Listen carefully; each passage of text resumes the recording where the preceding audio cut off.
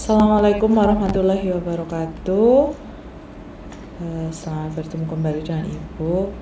Ibu melanjutkan materi pada pertemuan kemarin, yaitu tentang sertifikasi produk, dan sekarang yaitu evaluasi dan pengendalian kualitas produk. Untuk evaluasi hasil atau evaluasi produk adalah evaluasi yang diarahkan untuk melihat hasil program yang dicapai sebagai dasar untuk menentukan keputusan akhir diperbaiki, dimodifikasi, ditingkatkan, ataupun nanti akan dihentikan. Adapun faktor yang biasa dipakai dalam mengevaluasi kepuasan produksi manufaktur menurut Farvin antara lain, yang pertama yaitu reputasi produk serta tanggung jawab perusahaan terhadapnya, ciri-ciri atau keistimewaan tambahan, kehandalan, kesesuaian dengan spesifikasi, daya tahan, kemampuan pelayanan, estetika, dan kualitas yang dirasakan. Kemudian ada faktor dalam evaluasi jasa yang bersifat intangible, yaitu yang pertama ada bukti fisik.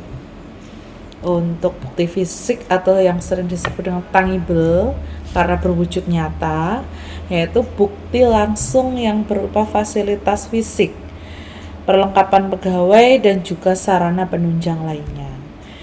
Untuk yang kedua yaitu adanya keandalan atau reliability, yaitu kemampuan untuk memberikan pelayanan yang dijanjikan dengan segera dan memuaskan. Yang ketiga ada daya tangkap atau responsiveness, yaitu keinginan para staf dan karyawan untuk membantu para pelanggan dan memberikan pelayanan yang tanggap. Yang keempat ada jaminan atau assurance. Assurance yaitu kemampuan, kesopanan, dan sifat dapat dipercaya yang dimiliki para staf bebas dari bahaya, resiko, atau gangguan. Dan yang terakhir yaitu empati. Empati yaitu meliputi kemudahan dalam melakukan hubungan, komunikasi yang baik, dan memahami kepatuhan para pelanggan.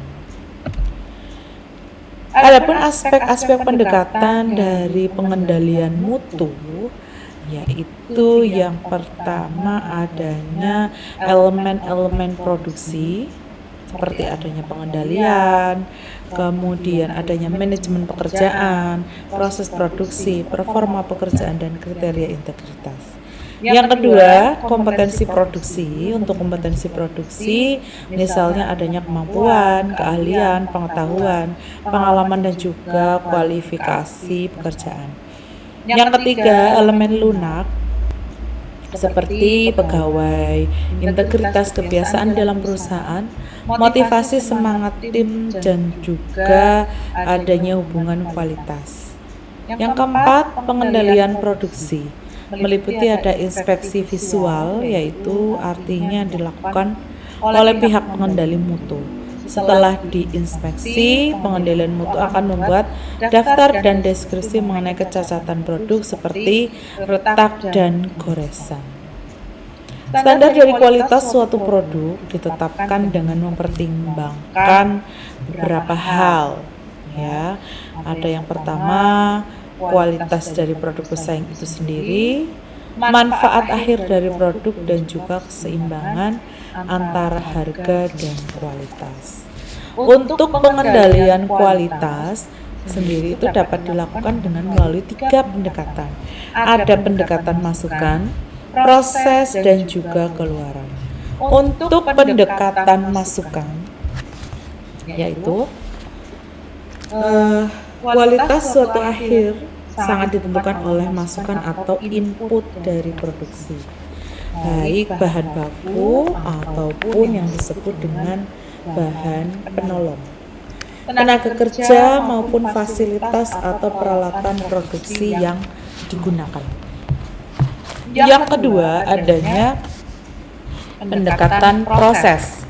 Untuk pendekatan proses yaitu dilakukan melalui pengendalian yang ketat terhadap standar proses produksi yang dijalankan. Yang ketiga, pendekatan keluaran, yaitu pendekatan yang dilakukan dengan melihat kesesuaian produk akhir dengan pesanan atau standar yang telah ditetapkan. Manfaat pengendalian kualitas bagi perusahaan itu ada 3, yaitu tercapainya efisiensi, kemudian menekan biaya, dan yang ketiga meningkatkan penjualan. Untuk langkah-langkah dalam melakukan evaluasi produk itu sendiri itu ada 3 hal, yaitu dari mulai evaluasi pada kualitas produk, evaluasi terhadap persepsi karyawan, dan evaluasi tingkat kerusakan produk. Untuk evaluasi pada kualitas produk, yaitu melakukan pengendalian mutu atau quality, atau yang disebut dengan quality control, mencari cacat produk dan segera melakukan perbaikan apabila memang produk tersebut ditemukan kecacatan. Yang kedua, evaluasi terhadap persepsi karyawan, yaitu mengevaluasi persepsi karyawan dan para manajer terhadap kualitas dan juga mengevaluasi tingkat komitmen para karyawan dan para manajer terhadap kualitas. Yang ketiga, evaluasi tingkat kerusakan produk yang dihasilkan oleh perusahaan dan mencari penyebabnya. Kerusakan tersebut bisa terjadi karena berbagai hal, seperti misalkan kualitas bahan yang digunakan tidak sesuai dengan standar, keteledoran karyawan yang disebabkan kurangnya pengawasan, atau mesin yang memang digunakan untuk produksi itu sudah tidak layak guna atau tidak layak digunakan lagi. Sekian dan terima kasih. Itu materi untuk bab 3 sudah tersampaikan semua. Untuk pada sesi yang evaluasi yang ketiga ini, bab 3 itu tidak ada tugas, jadi silakan untuk pada pertemuan kemarin itu diselesaikan tugasnya. Besok kita lanjutkan untuk bab selanjutnya, yaitu di bab 4 mengenai produk dan jasa. Ya, sekian dari saya. Wabillahi taufiq wal hidayah. Wassalamualaikum warahmatullahi wabarakatuh.